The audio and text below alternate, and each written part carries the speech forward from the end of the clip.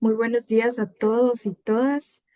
En nombre de Ascindes les agradecemos por estar en este webinar que se titula Buenas prácticas de gestión productiva en la cadena de valor del café. Para dar inicio, vamos a invitar a nuestro director ejecutivo, el licenciado Williams Mazariegos, a compartir unas palabras de bienvenida. Adelante, licenciado Williams.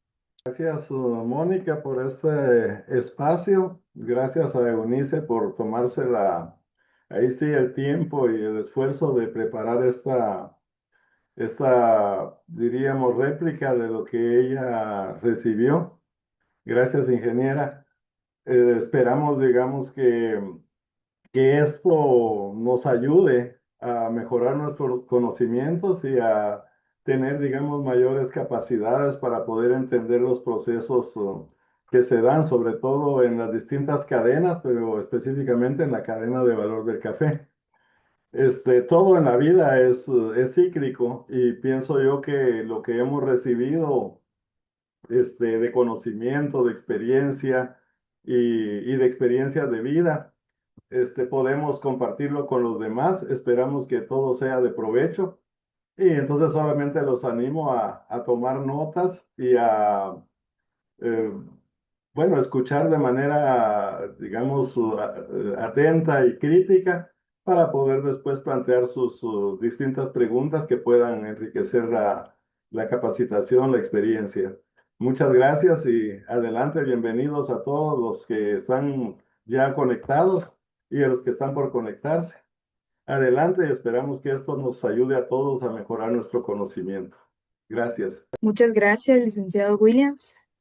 Bueno, desde Asciendes creemos firmemente en la importancia de impulsar este tipo de iniciativas, ¿verdad? Que contribuyen al fortalecimiento de las organizaciones, de los territorios y que de alguna forma, pues, contribuyen a las familias que dependen de actividades productivas como el café, ¿verdad?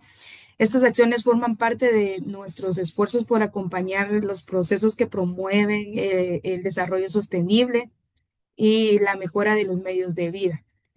Entonces el café vemos que no solo representa uno de los principales productos agrícolas en nuestro país, sino que también es un medio de vida fundamental para miles de familias y por ello hablar de buenas prácticas a lo largo de toda la cadena de valor es hablar de la productividad, de la sostenibilidad, calidad y sobre todo de oportunidades de desarrollo. En esta sesión vamos a abordar tres momentos clave dentro de esta cadena. Uno es las buenas prácticas en la finca cafetalera enfocadas en la producción sostenible y eficiente, las buenas prácticas post cosecha y los procesos de transformación fundamentales para garantizar la calidad del grano y finalmente la comercialización y el consumo del café, ¿verdad?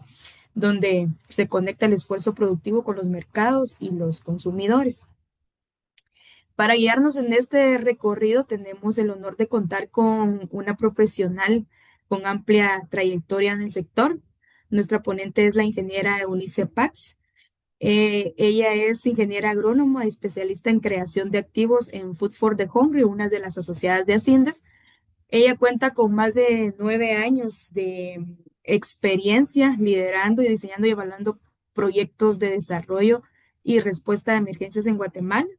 Su trabajo ha enfocado principalmente en áreas como la seguridad alimentaria, los medios de vida, la resiliencia y la transformación de sistemas productivos. A lo largo de su trayectoria, ella ha trabajado de manera cercana con comunidades rurales e indígenas, fortaleciendo capacidades locales, acompañando procesos técnicos y estratégicos y promoviendo soluciones innovadoras que contribuyen a mejorar las condiciones de vida de las familias más vulnerables. Se ha destacado también por su capacidad para generar alianzas interinstitucionales, un elemento clave para lograr impactos sostenibles en el desarrollo territorial. Antes de darle paso a la ingeniera Eunice, queremos comentar brevemente la metodología de este espacio. En todo tiempo vamos a mantener nuestros micrófonos en silencio y nuestra ponente va a desarrollar cada uno de los temas previstos y durante su exposición les invitamos a que puedan ir dejando sus preguntas a través del chat y vamos a estar sistematizando todas sus consultas para al finalizar la presentación contar con un espacio de preguntas y respuestas que nos va a permitir profundizar en los temas de mayor interés. Entonces, ingeniera Eunice, la escuchamos. Bienvenida. Muchas gracias. Es un gusto para mí poder compartir con ustedes un poco del mundo del café, porque realmente esto es muy, muy grande. Hay tantas áreas de especialización y áreas en las cuales podemos ir desarrollándonos. Para empezar, me gustaría hacer una actividad. Yo sé que pues estamos iniciando y algo para que podamos romper el hielo. Les estoy compartiendo un Menti, me imagino que algunos de ustedes ya lo han utilizado. Para ingresar pueden escanear el QR que está apareciendo ahorita en pantalla o bien ingresar a menti.com y ingresar el código que aparece abajo. Y me gustaría que conforme van ingresando al Menti, ahora van a aparecer algunas preguntas. Entonces, del público o de esta audiencia que tenemos hoy en día, me gustaría que pudieran responder a qué parte del eslabón de la cadena de valor pertenecen. Si están ustedes tal vez proveyendo algún servicio, son técnicos de campo, tal vez asistencias financieras o proveen insumos, equipos, hay diferentes tipos. O bien, tal vez ustedes son productores, personas que tienen sus fincas, sus parcelas de café, o se dedican más al procesado, al trillado, al tostado, al molido, al empaquetado de café. Son comerciantes, se dedican a comprar y vender café, o bien son consumidores. Lo primero es conocer un poco de los antecedentes del café. El café como cultivo fue introducido a Guatemala alrededor de los años de 1700. Lo trajeron los jesuitas y inicialmente era una planta ornamental. No, su propósito no era como lo conocemos hoy en día. Desde ese año, en 1850, se realiza la primera exportación de café. Y es ahí también donde el gobierno empieza a promover también la producción de café alrededor de todo el país. Hoy en día, el café forma parte de la identidad de los guatemaltecos. Es considerado también parte de todos esos conocimientos tradicionales que se pueden formar a lo largo de todo este proceso productivo y la comercialización del café en Guatemala y es considerado patrimonio cultural intangible. ¿Esto qué nos dice? Que el café es la identidad que también tenemos nosotros, es parte de lo que somos como país y esto también habla de lo cuán importante es el café como cultivo para nosotros. El café ocupa alrededor de 376.000 hectáreas, son cultivadas de café. Y 262 de los 340 municipios de Guatemala tienen café.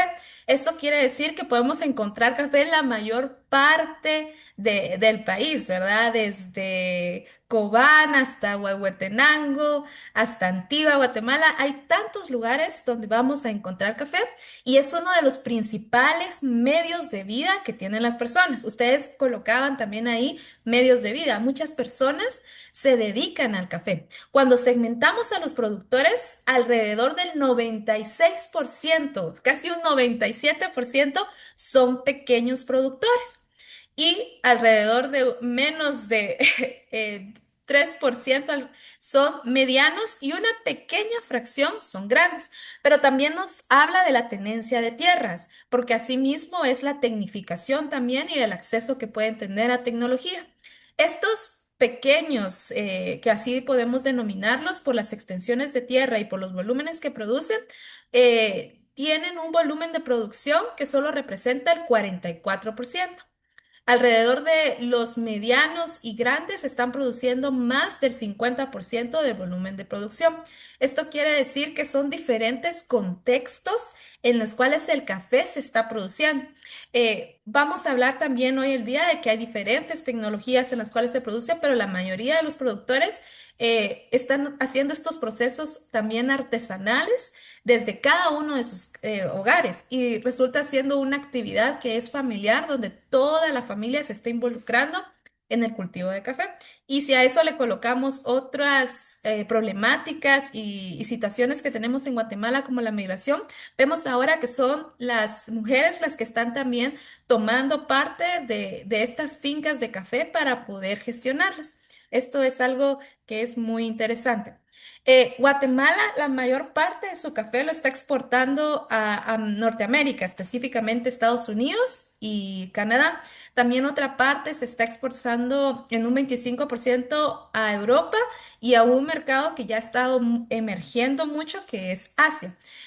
Guatemala siempre ha estado entre los países que más exporta café. Es uno de los productos a la par del azúcar, del banano, del aceite de palma africana, como país, uno de los principales commodities que nosotros estamos exportando.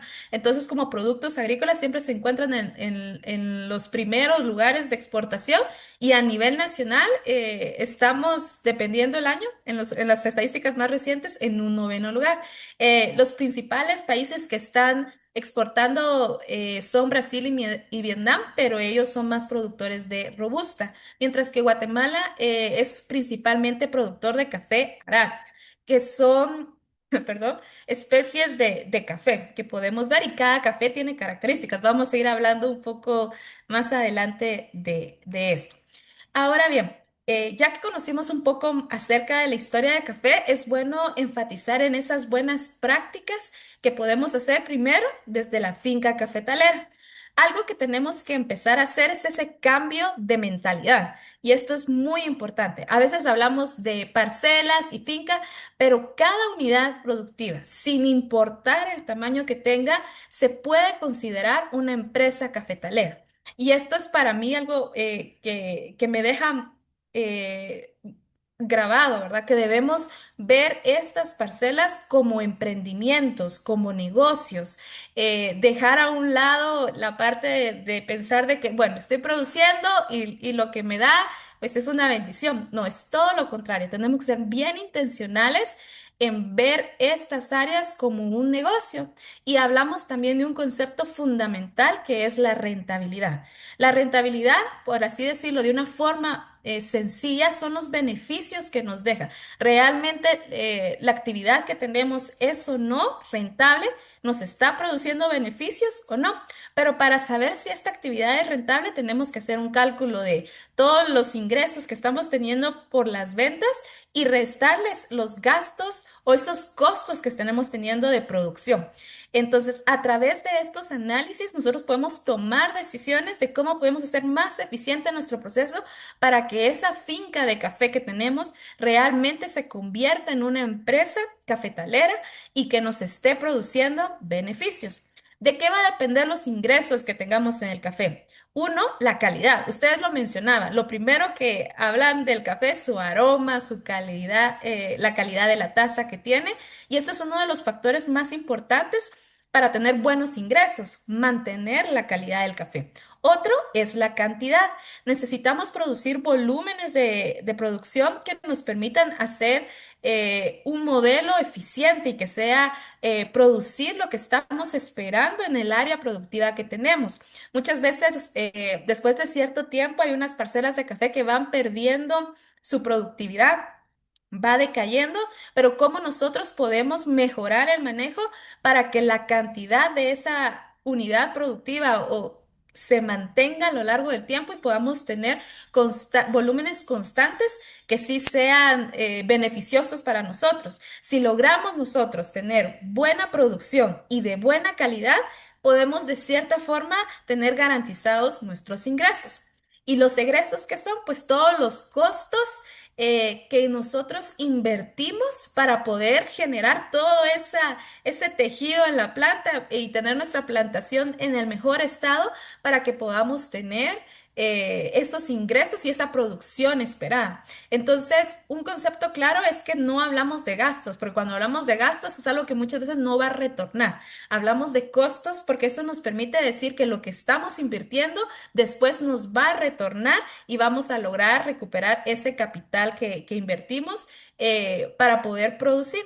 Entonces, enfatizamos nuevamente que es un cambio de mentalidad. Ya no vemos a caficultores como productores de café, sino los vemos como empresarios de café. Porque si queremos sostenibilidad, la sostenibilidad también se alcanza desde la parte económica. No podemos hablar de sostenibilidad si solo estamos desde la parte ambiental, desde la parte social, sino tenemos que garantizar que basados en buenas prácticas, tanto agronómicas, pero también financieras y administrativas, vamos a también a alcanzar la sostenibilidad. Y para mí esto es muy importante. Sé que algunos de ustedes han estado en campo y esto requiere un cambio de mentalidad de que el caficultor también se vea como un administrador, que calcule, que lleve sus registros, que realmente empiece a adquirir todas esas habilidades administrativas y financieras que van a fortalecer la gestión de su parcela de café. Entonces, necesitamos también empezar a hacer esos cambios de mentalidad y a trabajar en manejar estos conceptos de rentabilidad. Desde la parte agronómica, Anacafé, que es el líder técnico a nivel nacional, recomienda el sí o sí la implementación de 5 conceptos que son los no negociables. ¿Qué quiere decir esto? Cualquier productor o empresario de café que nosotros estemos trabajando o asesorando, es importante que no olvide que estos 5 aspectos los tiene que gestionar en su finca cafetalera. ¿Qué quiere decir? Tiene que ser un sistema de manejo de tejidos, un programa nutricional, manejo preventivo de plagas y enfermedades, control de malezas y un manejo de sombra. Si él logra gestionar estos 5 factores agronómicos, el éxito de su producción está casi que asegurado. Por eso se llaman los no negociables. Entonces puede ser que si manejamos el tejido, las famosas podas, pero no estamos aplicando un programa de nutricional, va a tambalear nuestra producción. O todo lo contrario, estamos haciendo un programa nutricional, pero no estamos haciendo un control adecuado de malezas, no estamos haciendo un control adecuado del tejido productivo, no vamos a tener la producción. Al final es la conjugación y la integración de estos 5 factores lo que va a garantizar un buen manejo agronómico. Pero de estos 5 factores quiero destacar hoy en día el sistema de manejo de tejidos. Como bien nosotros sabemos, las plantas de café tienen un ciclo de vida. Donde se produce café hoy, el siguiente año ya no va a producir. Quiere decir que como cualquier ser vivo va envejeciendo los tejidos, van cambiando. Entonces, en esta gráfica nosotros podemos ver como el ciclo, ¿verdad? Alrededor de los 5 y 6 años, la planta está alcanzando su mayor capacidad productiva y a partir de ahí hasta con la edad va en decadencia la producción. Entonces va a ir creciendo, los tallos van a ir cambiando, van a ser un poquito menos productivos años con años. Pero ¿qué podemos hacer para romper este ciclo? Porque hay prácticas. Para eso se hace el manejo de tejidos. El objetivo del manejo de tejidos es favorecer la renovación del tejido productivo y evitar que esa campana que vemos nosotros vaya cuesta abajo, sino se mantenga constante por mayor tiempo y podamos garantizar un buen volumen de producción. Si no hacemos un control adecuado de tejidos, esta va a ser la historia que vamos a ver en las parcelas o en estas fincas cafetaleras. Entonces, esto es uno de los puntos más importantes y que desde la experiencia que se tiene en campo también significa un cambio de comportamiento para las personas. A veces es difícil hacer las podas, más si representa que la planta ya la vamos a quitar, porque para muchos es un medio de vida y puede significar qué va a pasar esta planta que hoy podé y no me va a producir. Pues de hecho, ¿verdad? Y como les decía, Anacafé ha creado un sistema basado en evidencia, basado en investigación de manejo de tejidos que puede romper algunas prácticas que veníamos haciendo. Yo recuerdo que he visto muchos caficultores, especialmente que practican más una poda selectiva, ¿verdad? Decían, no, este año solo estas 3 plantitas, estas por acá, e iban haciendo sus podas en función de cómo iban viendo la plantación. Sin embargo, el manejo de tejidos debe ser un proceso ordenado y debe ser un proceso cíclico. Estos son 2 principios claves. No debemos hacer una poda de, bueno, estas plantas sí, estas plantas no, sino debemos buscar crear ese orden y ese ciclo para garantizar la sostenibilidad de la finca año con año. Cuando hablamos de ciclo, de acuerdo a la metodología propuesta por Anacafé, pueden ser ciclos de 3 a 5 años. Las podas se definen si son altas o bajas y el diseño para hacer este sistema puede ser por surco o bloque. Les voy a dar ejemplos para que puedan ir tomando una mayor idea. El primer paso, ¿verdad? Es cuando nosotros elegimos el ciclo que queremos aplicar, las podas. Pueden ser ciclo de 3 años o ciclo de 5 años. ¿Cómo vamos a definir qué ciclo hacer? Va a depender de las condiciones principalmente del área donde nos encontremos, ¿verdad? Si son condiciones climáticas o el clima que se tiene son de plantas que donde el crecimiento es más lento, se recomienda ciclo de 5 años. Pero si las condiciones en las cuales nosotros tenemos son plantas que crecen a un ritmo un poco no tan lento, o sea, a un ritmo normal, son ciclos de cada 3 años. En este proceso nosotros vamos definiendo que cada cierto tiempo vamos a ir logrando esas podas de forma sistemática para lograr mantener esa relación de beneficio y de producción que nosotros necesitamos para que se vuelva un sistema rentable. Por eso les decía que ese es un concepto muy importante. Las podas que se hacen se definen de acuerdo al ciclo que estamos teniendo, ¿verdad? Si son podas o ciclos de 5 años, las podas se hacen a 50 centímetros del suelo a la altura. Esto también rompe un poco de las prácticas que antes se hacían de quitar hasta el tronco, ¿verdad? Entonces, aquí la sugerencia sí es dejar ramas todavía en la parte, porque si nosotros quitamos la parte vegetativa de la planta, ¿de dónde ella va a obtener más nutrientes, va a poder fotosintetizar si no le estamos dejando un poco de tejido productivo? Entonces, este sistema de podas que ustedes pueden ver acá es una poda del suelo a una altura de 50 centímetros o si es una variedad de porte bajo, se hace a 80 centímetros. Con esto lo que hacemos es lograr que se pueda renovar el tejido productivo los siguientes años en estas plantas que hemos hecho la poda principalmente. El siguiente paso es elegir el diseño. Nosotros podemos elegir si es por bloques o por surcos. Si fuera por surco, decimos, bueno, este año a esta planta le hago la poda de 50 centímetros y en el segundo año le tocaría el segundo surco y el tercer año le tocaría el tercer surco. Pero eso le da tiempo. En cuando yo estoy cortando el tercer surco, el primer surco que yo voy a poder ya está en su punta de producción y el segundo ya me está produciendo y entonces se va intercalando la producción para evitar si hacemos la poda a toda la parcela, eso afectaría nuestra producción porque no estaríamos teniendo. Lo que hace esto es nivelar la renovación al mismo tiempo que seguimos produciendo café o lo podemos hacer por bloques, es decir, bueno, todo este bloque de café, este año le hago la poda, el siguiente bloque le toca el segundo año y de ahí al siguiente bloque le toca el tercer año. Y esto se va repitiendo. Cuando ya toca el cuarto año, regresamos otra vez al primer bloque o al primer surco a hacerle las podas. Y las otras plantas, por ejemplo, el segundo surco o que todavía están en producción, se pueden hacer algunas otras podas como de escopes, dependiendo cómo nosotros vayamos definiendo estas otras podas que puedan ir complementando la principal que se está haciendo.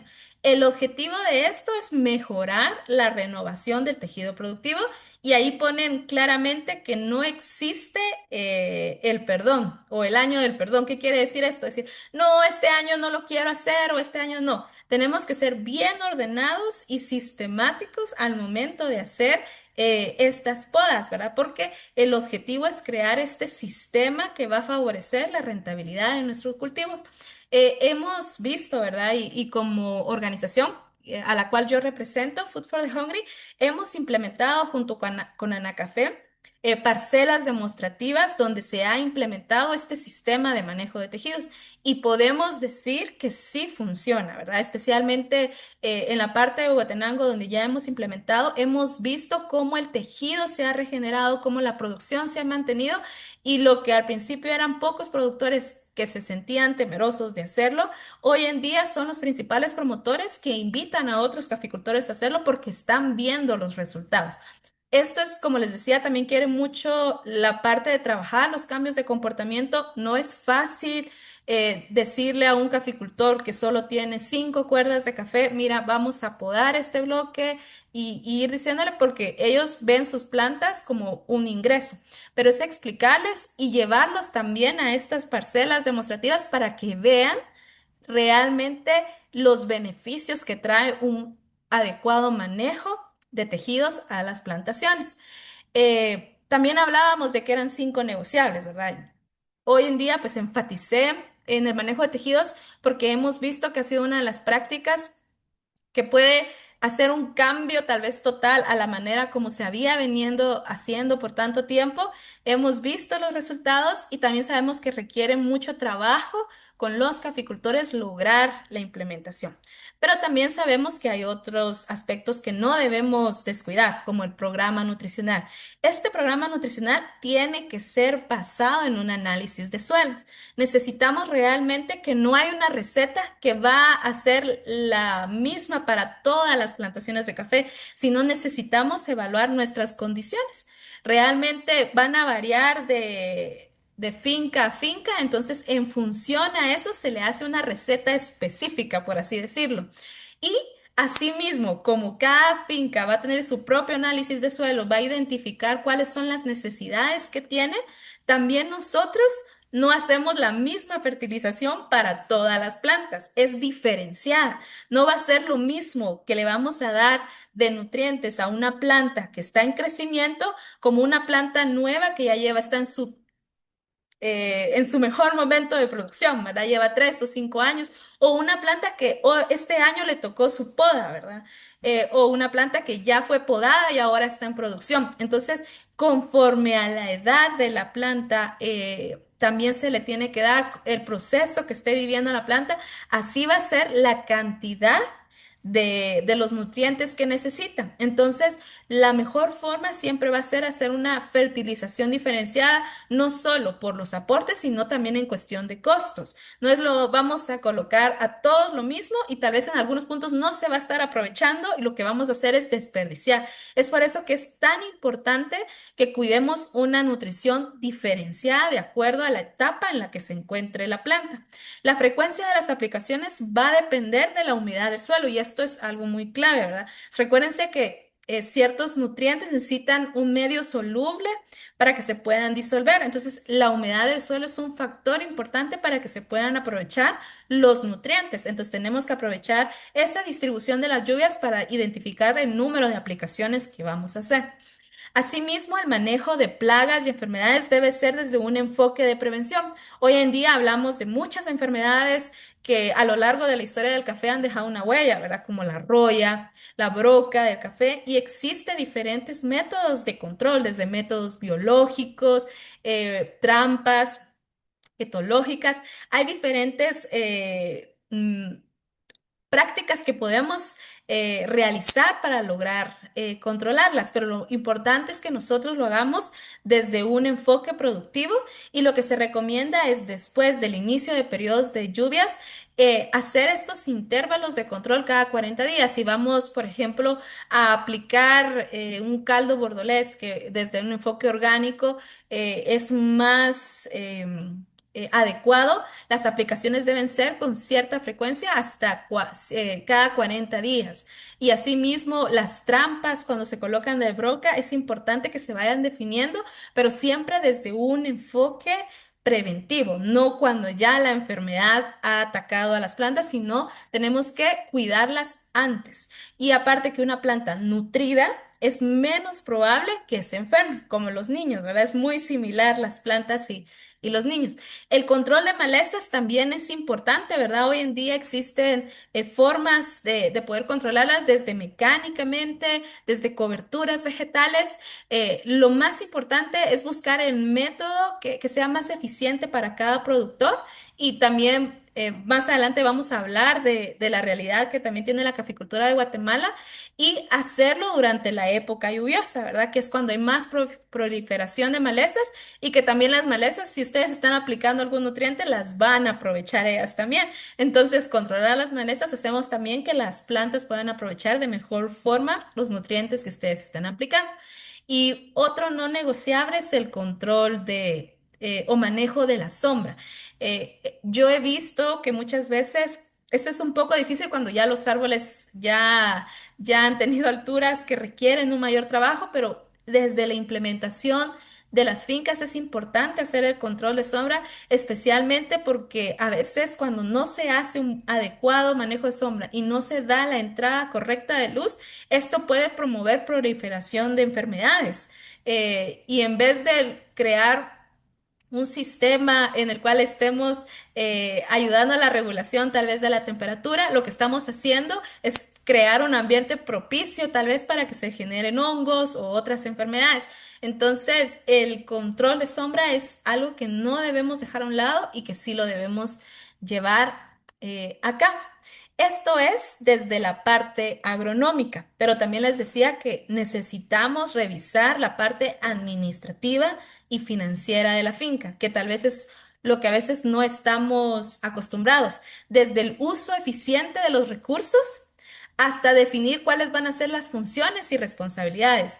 Y yo creo que este es el talón de Aquiles de muchos productores, es llevar sus registros, sus controles de producción. Realmente hay personas que llevan el control de esta área, cuánto me está produciendo, los rendimientos que se están teniendo, los inventarios de que se tienen, las ventas que se están teniendo, todo esto debe registrarse, pero también los gastos, los costos que están teniendo. Se tiene que elaborar un presupuesto y esto es totalmente importante para poder gestionar adecuadamente el emprendimiento que se tiene. Si dejamos a un lado la parte administrativa, a veces los números no nos van a dar porque tenemos que sentarnos a revisar cuáles son nuestros costos de producción, tenemos que sentarnos a analizar realmente dónde puede haber un cuello de botella, dónde podemos optimizar, cuál es el presupuesto que necesitamos tener para ir ahorrando, para tenerlo reservado para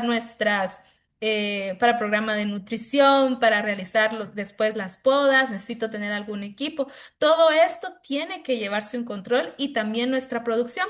Y algo que es muy importante para el café es la trazabilidad. Es decir, todo el proceso que hacemos del café tiene que llevarse un registro y eso también va a ayudar a que nuestro producto final sea un producto de calidad. Entonces, los registros, los controles sí son importantes para que el caficultor también consiga un buen mercado y que también pueda empezar a asegurar la calidad de su café y sobre todo hacer sus análisis de costos y, e ingresos.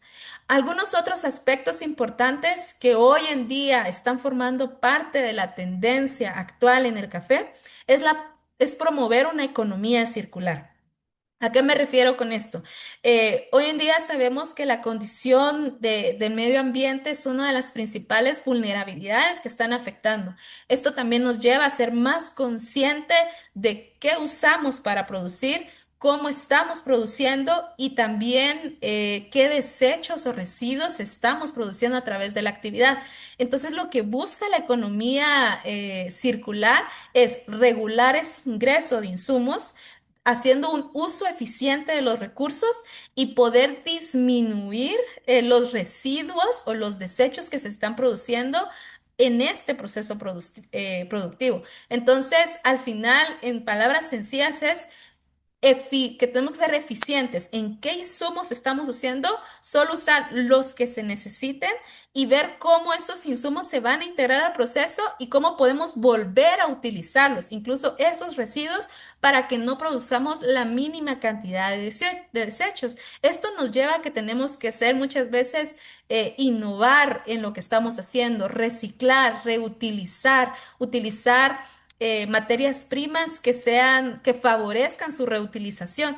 Entonces, ahora nosotros tenemos que pensar también en cómo esta unidad productiva se desarrolla dentro de este concepto de economía circular. Lo que les mencionaba, el análisis de costos e ingresos. Si queremos hablar de rentabilidad sustentable, sí hay que sentarse a analizar sus costos de producción, identificar cuáles son esas variables que están influyendo en los ingresos que están teniendo, en los beneficios que están teniendo y cómo podemos optimizar, porque al final lo que queremos es hacer una optimización de nuestros costos productivos.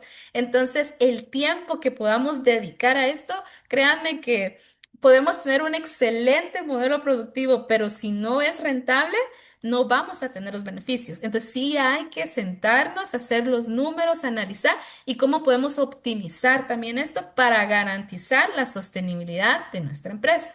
Y hoy en día, pues sabemos que no podemos hacer cualquier actividad productiva si no analizamos los riesgos, como por ejemplo el cambio climático. Esta es una realidad que hoy en día está afectando los procesos productivos y la agricultura también se ve afectada. La agricultura juega un doble rol, produce gases de efecto invernadero y también se ve afectado por el cambio climático. Entonces, ¿cómo como actividad productiva, qué acciones podemos hacer desde nuestro modelo agronómico para reducir el efecto que nosotros tenemos o bien cómo podemos ser más resiliente nuestro sistema? ¿Qué buenas prácticas podemos implementar para que ante una sequía, ante tormentas, ante los cambios de temperaturas que estamos viendo como efectos, podamos mitigarlos a través de buenas prácticas? Y eso es a lo que hoy en día se le conoce como agricultura climáticamente inteligente o agricultura resiliente al cambio climático. Ha tenido diferentes variaciones, pero no es más que analizar los riesgos a los cuales la finca cafetalera va a estar expuesta, que puede ser el cambio climático, como también pueden haber factores políticos, sociales, tecnológicos, tantos análisis que se pueden hacer y definir qué acciones se pueden realizar para reducir la vulnerabilidad. Esto es desde la parte de la finca, pero ahora hablemos un poco de esas buenas prácticas post cosecha o de transformación.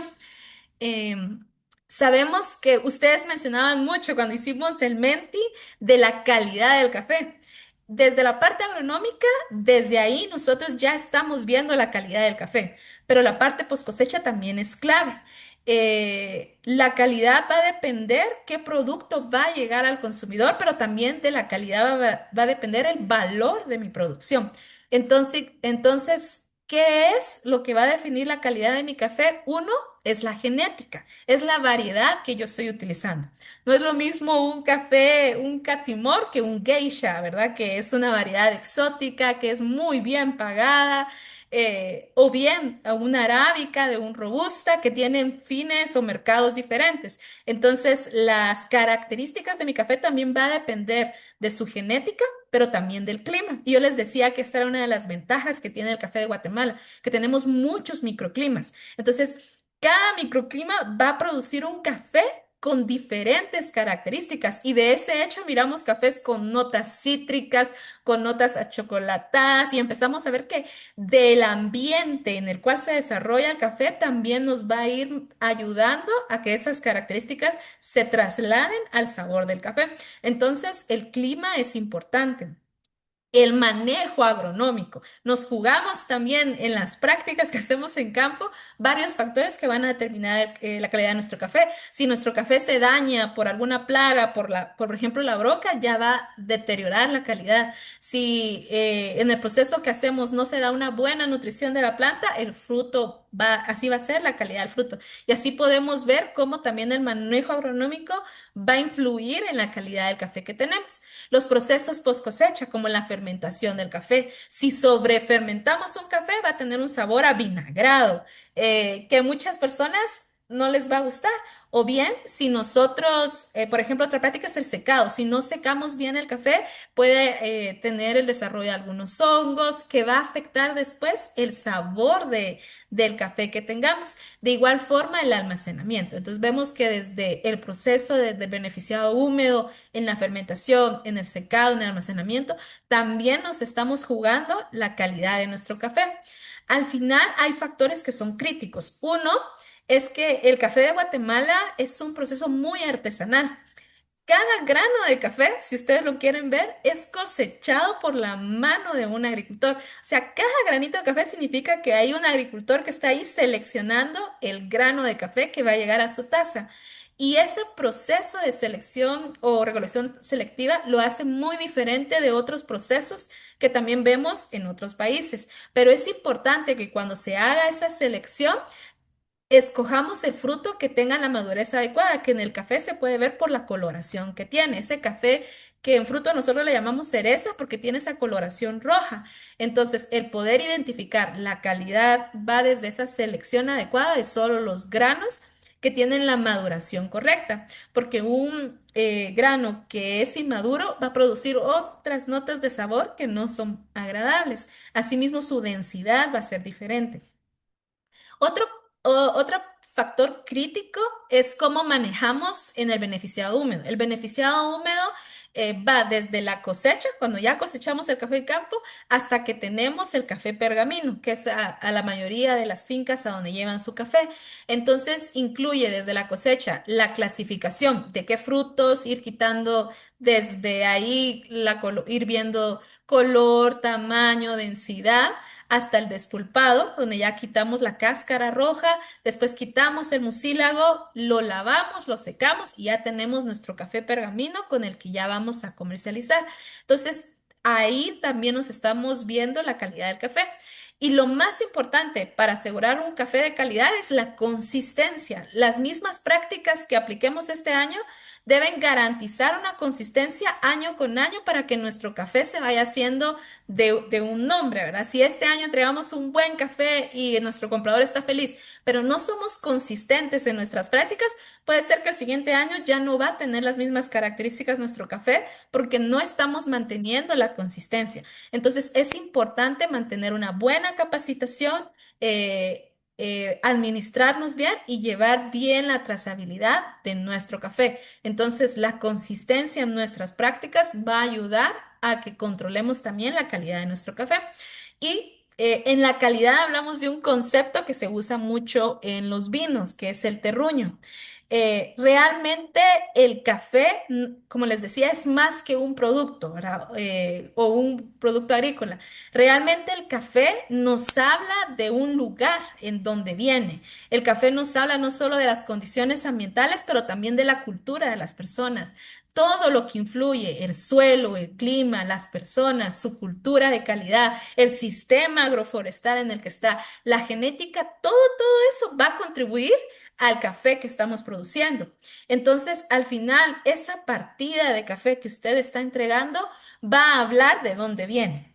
Si tenemos un café mal secado, nos va a hablar de dónde viene. Entonces, si tenemos un buen café con las características que nosotros estamos buscando, también nos habla de que el café es un buen café de calidad, que se han seguido buenos procesos, tal vez la genética del café es muy adecuada, el microclima está favoreciendo a tener esas notas que vemos en el aroma, en el sabor del café, pero también la cultura, como les decía. La mayor parte de nuestros caficultores son pequeños y hacen muchos procesos artesanales que no se hacen en otros países, pero eso también es un diferencial porque como les decía, el café es parte de la identidad de los guatemaltecos. Entonces, el café es más que un producto, sino podemos ir armando todo ese terruño que hay alrededor de ese sistema productivo que es la caficultura y cómo va a representar todo lo que el café simboliza también para las familias. Ahora, yo les estaba hablando de la calidad del café. Como se dan cuenta, en cada parte del proceso nos estamos jugando la calidad del café. Desde las condiciones ambientales es un 30%, el manejo agronómico 20%. Entonces, donde estemos cultivando la parte ambiental y del manejo que le demos, ya se está jugando un 50% la calidad de nuestro café. Pero los procesos de beneficiado húmedo, la recolección, la cosecha, es un 30% casi la calidad del café. Y ya después, en los procesos de trillado, en el tueste, la molienda, el empaquetado, ya para el café listo, ya se está jugando otro 20% la calidad del café.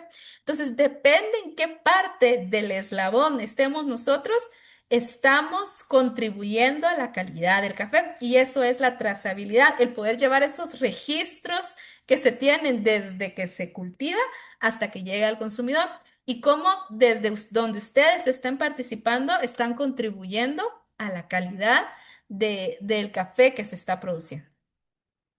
Ahora, yo les contaba que la mayoría de fincas llevan el café hasta café pergamino. Inicia desde ya los procesos de recolección, tienen la cosecha, esta cosecha ya llega a los hogares o a los beneficios que tengan las familias y es aquí donde inicia un proceso que muchas veces llamamos beneficiado húmedo.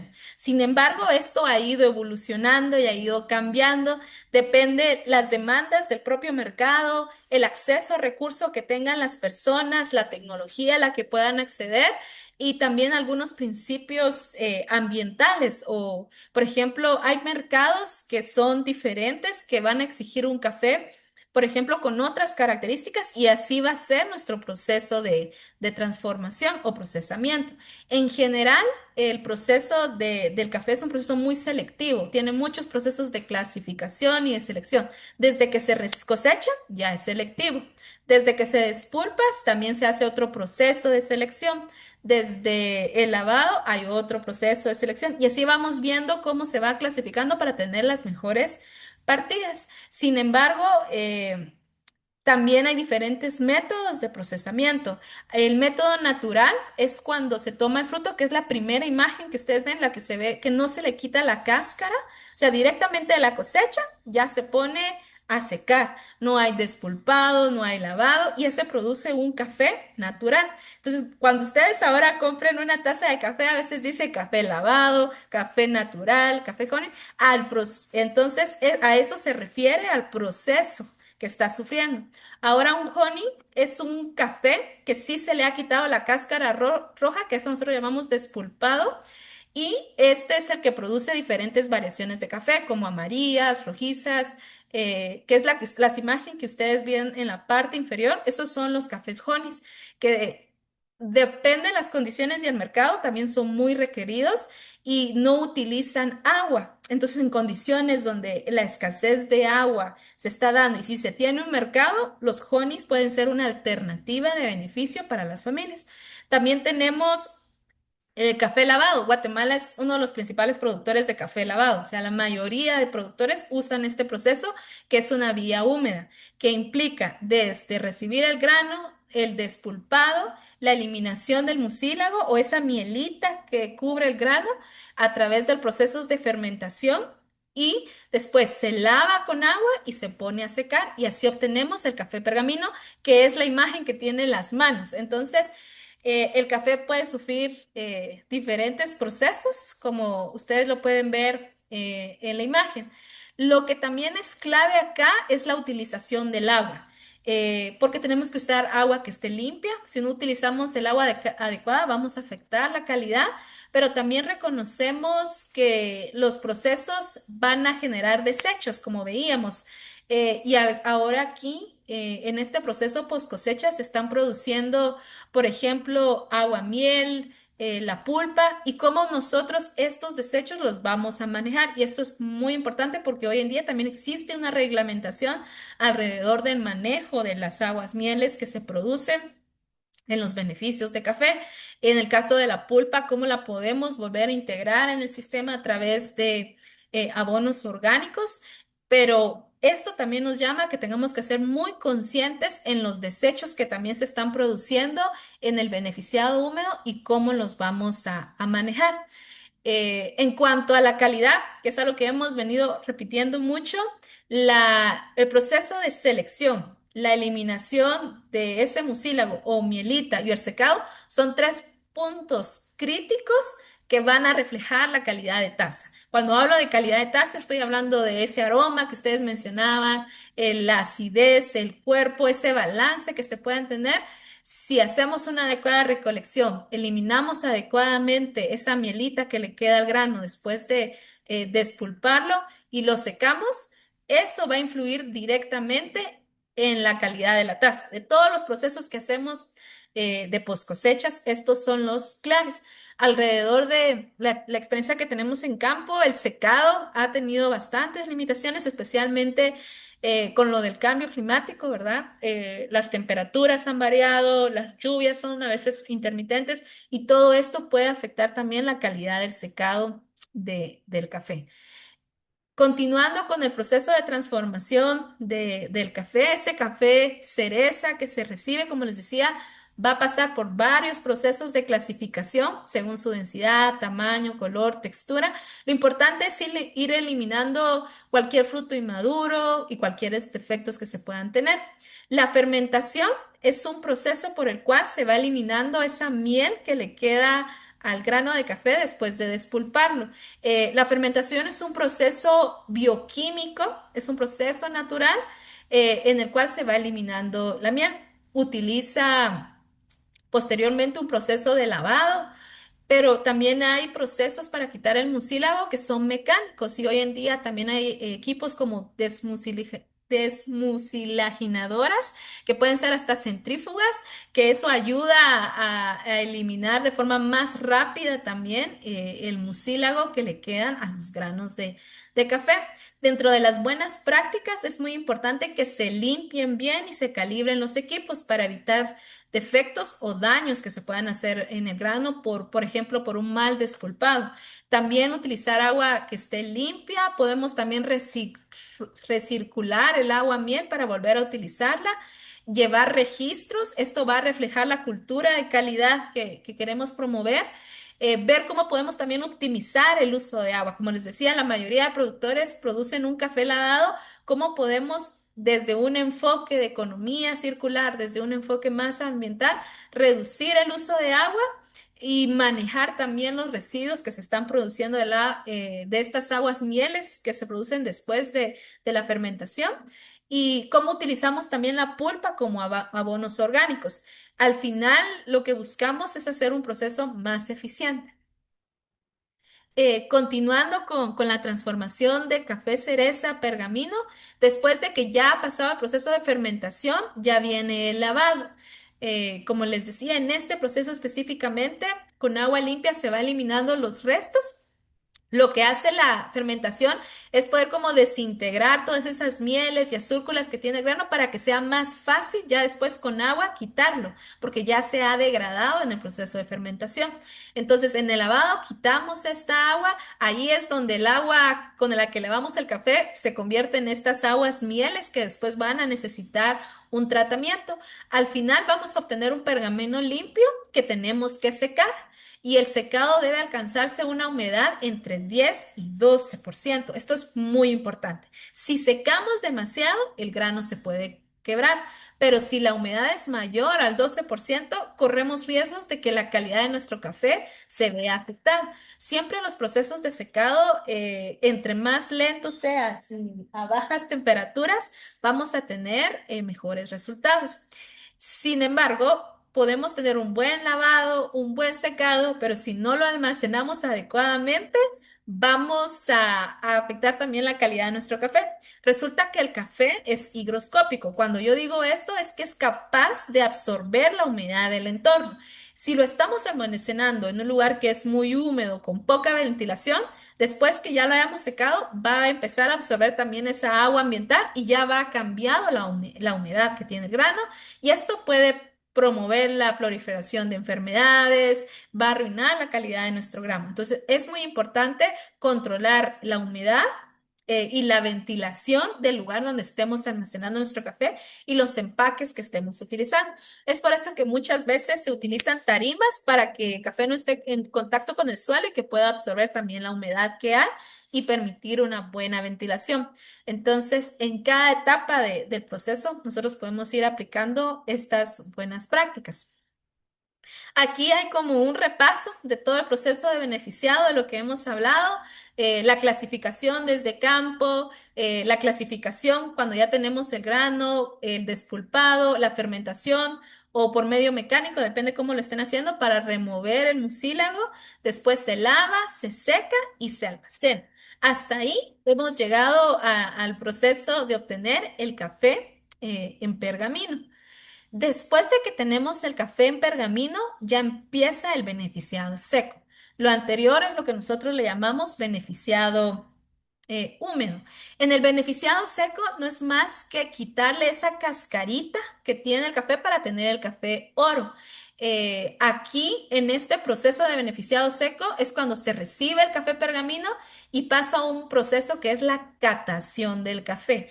Aquí nosotros, después de todo el proceso agronómico, post cosecha, en la catación, nos deja ver el resultado de nuestro café basado en sus características de aroma, de sabor, de acidez, de cuerpo. Y ahí es cuando nuestro café va a tener esas características que también van a ser su diferenciador con otros cafés. Esa catación muchas veces le va a dar un valor a nuestro café.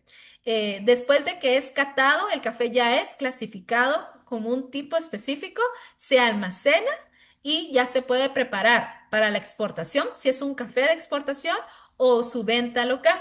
El beneficiado seco va a implicar el trillado, que es la eliminación de esta cascarita que tiene el café pergamino, su clasificación y la mezcla, porque necesitamos ya un volumen mayor, la inspección y si es para exportación ya se cargan los contenedores. Esto requiere mucho equipo, desde trilladoras, clasificadoras de tamaño. Hay seleccionadores también electrónicos por color para tener los mejores granos y antes también se pueden utilizar prelimpiadoras, mezcladoras, despedradoras. Y lo importante acá es que el café pergamino que llega al beneficio seco, lo que vamos a tener al final es el café en oro. Ese café oro es el que ya se exporta, se lleva y el café oro es el que ya es tostado, molido y ya es el que se utiliza ya en los coffee shops y es el que ustedes compran directamente para algunos que prefieren hacer su café en su casa, ya como una bebida lista para preparar. En el beneficiado seco es muy importante algunas buenas prácticas como el muestreo de los sacos y la catación. Llevar registros, si se dan cuenta, el registro es parte de todo el proceso. Mantener las bodegas limpias, ventiladas, las condiciones de humedad y temperatura. Y aquí, como hay bastante equipo, es importante la seguridad industrial, ¿verdad? De todas las personas que estén implicadas en estos procesos de beneficio seco. Ya casi para ir avanzando, un punto muy importante es la innovación y diferenciación para un mejor valor agregado. El café como producto, la innovación es muy importante porque las olas van cambiando. Las tendencias del consumidor va evolucionando con el tiempo. Antes, cuando el café empezó a ser una bebida, el café era como un muy estándar, ¿verdad? Era un café natural, con procesos naturales. Después empezaron a surgir los cafés lavados y hoy en día el café ya es toda una experiencia sensorial donde ya es su sabor, su perfil. Y después de la pandemia también surgen cambios. Anteriormente era como, bueno, voy a una cafetería y ahí me compro un buen café. Después de la pandemia, muchas personas empezaron a comprar sus propias máquinas y ahora preparan su café en sus casas. Ya vemos que las tendencias también van cambiando y eso nos lleva a que tengamos que ver cómo innovamos también el producto que estamos produciendo, desde crear perfiles que sean más especiales, desde hacer un lote honey o hacer estos microlotes, ampliar nuestros mercados. Hay personas que hacen diferentes ensayos experimentales fermentando el café con frutas como durazno para agregarle más sabor. Entonces, hay un campo experimental y de innovación del café que también es importante ir explorando conforme van cambiando también las olas de consumo de café. Al final, un beneficio diferenciado donde podamos hacer un proceso que le agregue más valor a nuestro café, nos va a hacer más competitivo, nos va a permitir diversificarnos también y acceder a mejores clientes. El mensaje final que yo les quiero dejar es que necesitamos respetar nuestro café desde el campo, tener esa disciplina, esos registros, esa cultura de mejora continua para valorar el café que estamos produciendo y todo ese terruño alrededor de él que lo hace diferente a incluso otros cafés que son producidos en la misma área, porque va a contar esa historia y cómo podemos diferenciar ese café de otros para que tenga un mejor precio y valor. Entonces, una cultura de innovación, innovación tiene que ser parte de la producción de café. Por último, también tenemos la comercialización de café. Voy a tratar de avanzar un poquito con esto. La tendencia en el mercado mundial es en aumento. Se proyecta que la demanda de café va a seguir creciendo por lo menos hasta el 2030. El consumo va a ir aumentando. Eso quiere decir que esto es algo muy bueno para los productores de café, pero la mayor demanda actual es de un café de especialidad, un café de buena calidad, diferenciado, y el mercado de Asia y Pacífico se está en crecimiento y eso va a ayudar también a incrementar la demanda de café. Y además, con la parte del comercio electrónico, cada vez hay más oportunidades. Dentro de los actores de la industria, pues hay países productores. Está Brasil, Vietnam, Colombia, Guatemala, que podemos ver. Los principales países consumidores son Estados Unidos, Brasil, la Unión Europea, Japón. Hay tostadores globales, tenemos casas comerciales. Al final, los tipos de café que tenemos son los robustas y los arábicas. El café robusta en sí solo se utiliza para hacer café soluble, de ese que a veces tenemos en las casas o en los mercados, o mezclarlos con algunos otros cafés. Y la característica que tiene Guatemala, digamos, Brasil es uno de los principales productores de robustas, pero la característica que tiene Guatemala, que el robusta que se produce acá es un robusta más fino y que se puede utilizar para hacer expresos europeos en estas mezclas. Entonces, dentro de las robustas, las que se producen en Guatemala son de muy buena calidad. Y arábica, que es el fuerte que tenemos a nivel nacional, América Latina es líder en café arábica y Guatemala destaca por su café de arábica lavado. Entonces, es el principal mercado que nosotros tenemos como país.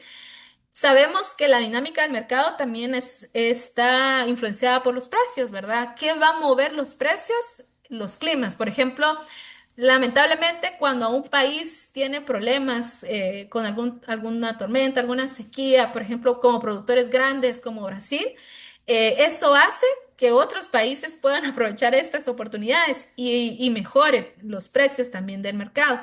Al final, el clima sí es un factor importante en el precio que se fija el café. La tendencia a enfermedades, así como hay pandemias, como en el caso de la roya, que marcó un punto crítico del café, esto también va a ir afectando. También la geopolítica, ¿verdad? Los famosos aranceles que se tienen de país a país va a afectar el precio. Los inventarios globales que se tengan de café, de acuerdo a la demanda que se está teniendo y al café que se esté produciendo. También hay especulaciones, como en todos, como en algunos productos. Y las logísticas, el envío de un lugar a otro también va a ir determinando los costos que se puedan tener estas logísticas y el aumento de los precios. Al final, muchas veces escuchamos que el precio del café es definido por la bolsa, ¿verdad? Que esta bolsa es lo que nosotros tenemos que entender, que no es que ella fije los precios. Al final, la bolsa es un lugar donde se encuentran los productores, los comerciantes y se establecen los contratos de compra y venta, que muchas veces son contratos anticipados. Y en eso es ahí donde se va viendo, en función a la demanda y a la oferta, se van fijando los precios, pero también se van reduciendo ciertos riesgos, porque como a veces son contratos por adelantados, las personas que compran asumen la incertidumbre y en el caso del productor, pues asegura un precio. Y lo que también busca la bolsa es hacer un proceso transparente para fijar el precio. Una buena práctica que esto nos pueda tener a nosotros es vender escalonadamente nuestro café para aprovechar esas oportunidades en cuando los precios van cambiando en función a la oferta y la demanda de café que se tiene. Y tratar de hacer también, si somos, bueno, algunos son partes ya de contratos preestablecidos y eso les puede ayudar a reducir los riesgos. Espero que haberles dado ahí un vistazo a grandes rasgos de lo que es la caficultura, de algunas buenas prácticas, dependiendo al eslabón en el que nosotros estemos. Y con eso voy a cerrar la presentación para también dar un espacio para que podamos compartir o si tienen algún comentario, también podemos tener este tiempo. Importante pues resaltar que la producción del café hoy en día requiere una visión integral, ¿verdad? Que va mucho más allá del cultivo. A lo largo de esta conferencia vimos y comprendimos que la rentabilidad y la calidad son el resultado de un sistema completo que inicia en el campo con un manejo agronómico adecuado, ¿verdad? Y se fortalece mediante los procesos técnicos bien ejecutados y se consolida a través de una gestión administrativa y financiera responsable, ¿verdad? Y también vemos que la disciplina en la aplicación de buenas prácticas, la trazabilidad de los procesos, la atención a cada detalle permite pues asegurar no solo la calidad, sino también responder a un mercado cada vez más exigente que valora la diferenciación, la innovación y el origen del producto, ¿verdad? Em, Porque como bien se mencionaba, el café nos habla de dónde viene y su calidad es el reflejo del trabajo bien hecho. Entonces, finalmente nos quedamos con ese mensaje que nos dio ingeniera muy claro, que es respetar nuestro café, ¿verdad? Que eso implica trabajar con disciplina, con conocimiento y con un compromiso constante hacia la mejora continua. Agradecemos profundamente a nuestra expositora por compartir estos valiosos conocimientos y entonces abrimos un espacio pequeño de preguntas y respuestas. Si alguien tiene alguna duda, algún comentario que quiera hacer, alguna inquietud hacia lo que hablamos y que la ingeniera pueda responder. Porque es que vemos que estamos enfrentando, digamos, diferentes crisis ante el cambio climático, ¿verdad? Y principalmente en el cultivo del café.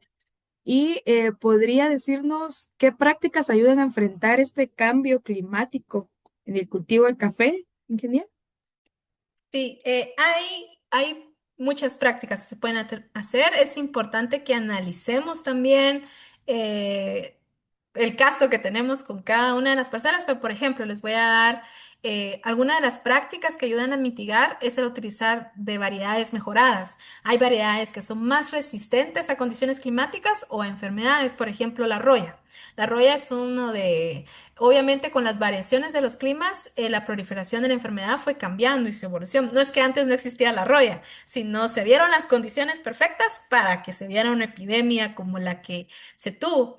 Entonces, a través de eso se desarrollaron variedades y hoy en día, pues conocemos, tal vez algunos de ustedes han escuchado de Anacafé 14, que fue una variedad que se creó para el país, para estas condiciones y que es resistente a la roya. Entonces, eso hace que nosotros podamos enfrentar ese riesgo que existe. Esa es una de las acciones. Otras acciones son las prácticas de conservación de suelo, ¿verdad? Sabemos que muchos de los territorios y específicamente están como en zonas muy con pendientes o inclinadas y eso también lleva a que cuando hay lluvias torrenciales se pierda mucha cobertura, mucho suelo por la erosión. Entonces, ¿cómo podemos contrarrestar a través de prácticas de conservación de suelos?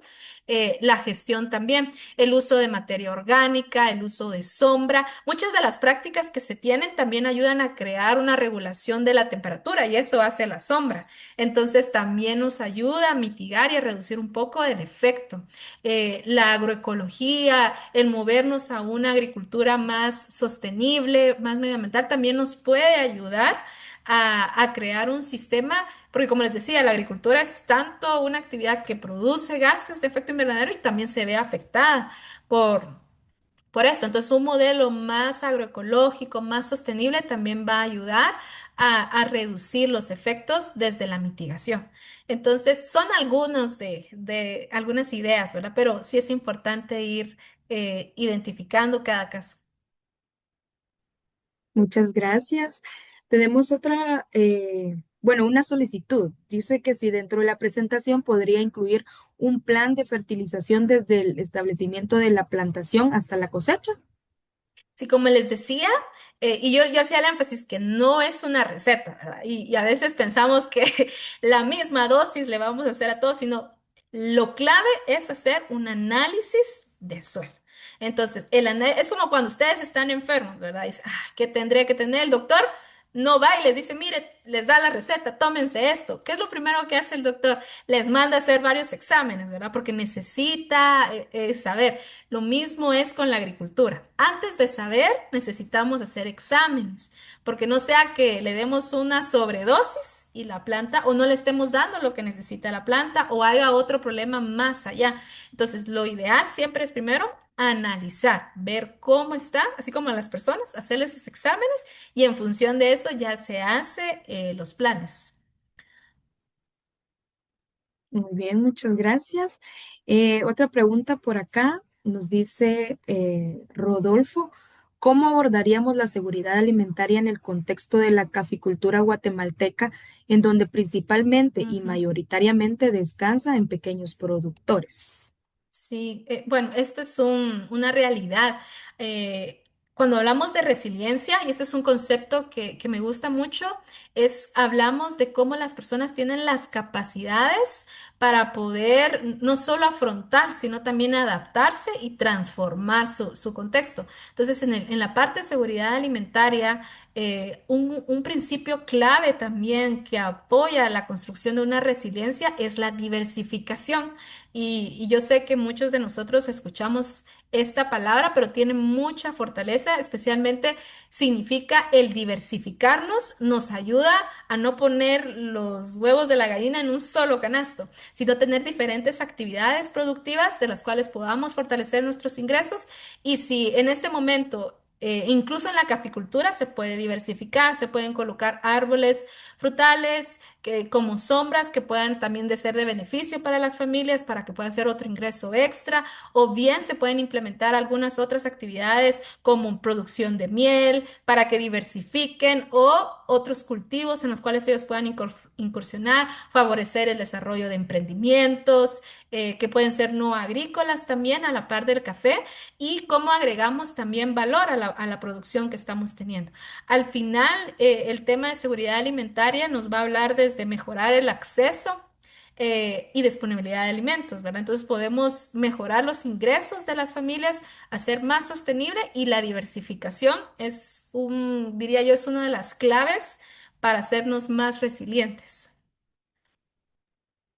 Muy bien, tenemos dos preguntas más y es, ¿cómo podemos eliminar el mucílago del café Ujú. sin químico? Normalmente el mucílago, que dijimos que es como la mielita que le queda al grano después que lo han despulpado, de forma natural se fermenta, o sea, no es químico, ¿verdad? Ahí quiero aclarar, no es que le agreguemos algún químico, nada, es un proceso natural que sucede por las azúcares que tiene, así como le pasa al vino y a otros productos, lo mismo le pasa al café. Naturalmente se va fermentando y esa fermentación descompone esas mieles, entonces ya cuando lo lavamos es más fácil quitar. También hay otros medios que son estas formas mecánicas. Entonces hay unas desmucilaginadoras que lo que hacen es meter el grano a través de fuerzas centrífugas, van quitándole, ahí es mecánico, no hay un proceso bioquímico, digamos, que le va eliminando el mucílago. También este es otro método por el cual nosotros podemos dar, pero hay diferentes equipos y maquinarias. Eso quisiera compartir. Muy bien. Y por último, eh, nos dicen por acá, para conocer el valor nutricional de nuestro suelo, debemos enviar muestras al laboratorio para conocer a profundidad los requerimientos nutricionales de Ujú, nuestro suelo. En el caso ujú, de fincas o empresas como tal, pienso que cubren los gastos de dichos análisis en laboratorios. Pero ¿qué ujú. pasa a nivel de nuestros pequeños productores? ¿De qué forma se puede realizar un análisis nutricional del suelo sin llevar muestras al laboratorio? Sí, digamos, mi recomendación es que podamos hacer estos análisis. Hoy en día cada vez son más accesibles, ¿verdad? Incluso si ustedes como caficultores forman parte ya de Anacafé, les dan un precio preferencial para llevar su muestra a los laboratorios. Entonces, yo recuerdo, ¿verdad? Que cuando hablábamos antes de análisis de suelos pensábamos en precios elevados, ¿verdad? Y a veces no hay que hacer un tamizaje de todos los nutrientes, pueden ser los básicos y en función de eso nosotros hacer. Entonces, hoy en día son más accesibles los análisis de suelos que lo que eran antes y siempre va a ser la mejor opción.